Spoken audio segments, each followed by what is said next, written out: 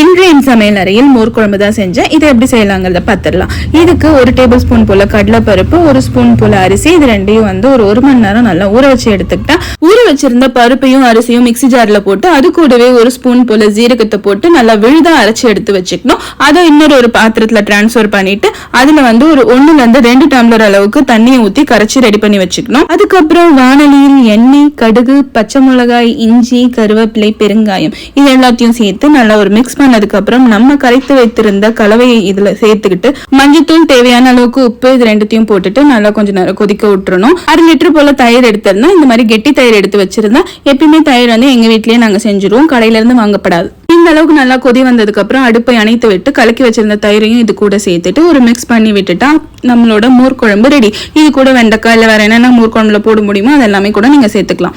ஆனா எங்க வீட்டுல எப்பயுமே நாங்க சிம்பிளா இப்படிதான் செய்வோம். இது கூட உருளைக்கிழங்கு பொரியல் வச்சு சாப்பிட்டா டேஸ்ட் வேற.